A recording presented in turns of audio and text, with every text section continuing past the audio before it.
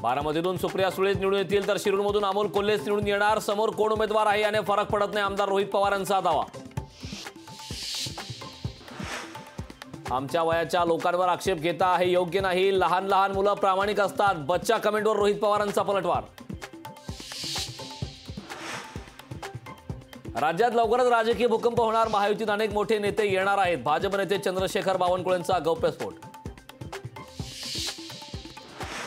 22 जानेवारीला अयोध्येत कारसेवकांचं स्वप्न पूर्ण होतंय, 22 तारखेला गावागावात आरती करा, पूजा करा, राज ठाकरेंचं आवाहन।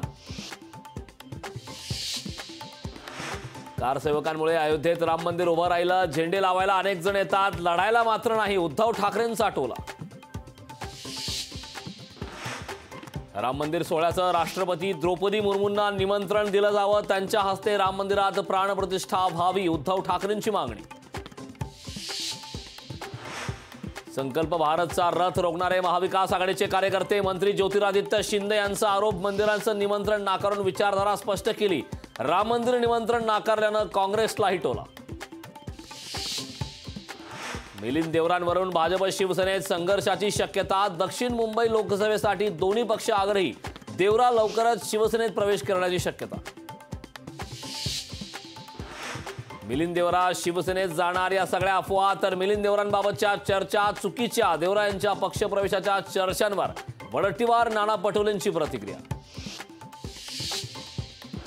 ठाकरे गटाचे आमदार शिवसेनेत येणार, मंत्री उदय सामंत यांचा मोठा दावा।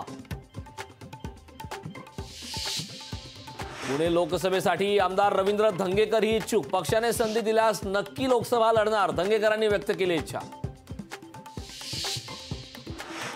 ललितवर कारवाई, वरिष्ठ पोलीस करणाऱ्या अधिकाऱ्याची बदली, सुनील थोपटे असं वरिष्ठ पोलीस निरीक्षकाचं नाव।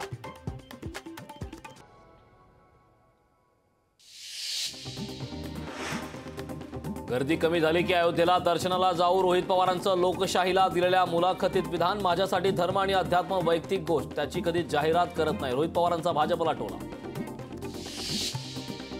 तरुणांना न्याय मिळत नाही तोपर्यंत लढत राहणार, सरकारचा युवा पिढीला गांभीर्याने घेत नाही, हे गंभीर, रोहित पवारांची सरकारवर टीका।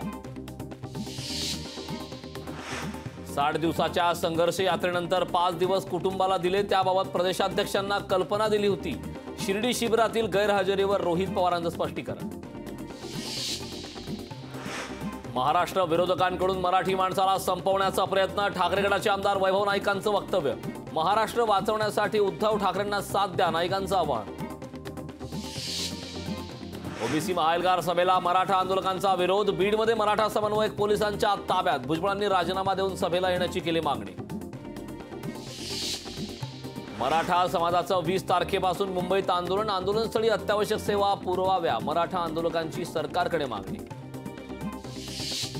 जरांगेंच्या आंदोलन विरोधी याचिकेवर सुनावणी नाही, हायकोर्टाने याचिकाकर्त्यांना फटकारलं, याचिकाकर्त्याला योग्य प्राधिकरणाकडे दाद मागण्याची सूचना। राम मंदिर सोहळ्याचे अमेरिकेत झळकले होर्डिंग्स, रामललाच्या प्राणप्रतिष्ठा सोहळ्याचे 40 होर्डिंग्स। नागपूरच्या सिव्हिल इंजिनियरनं साकारली राम मंदिराची 11 फुटांची हुबेहूब प्रतिकृती, प्रफुल्ल माटेगावकर यांच्या कलाकारीचं सर्वत्र कौतुक। केंद्रीय मंत्री ज्योतिरादित्य शिंदे यांच्याकडून विठ्ठल रुक्मिणी मंदिराची स्वच्छता, हातात झाडू घेऊन मंदिर परिसरात केली स्वच्छता।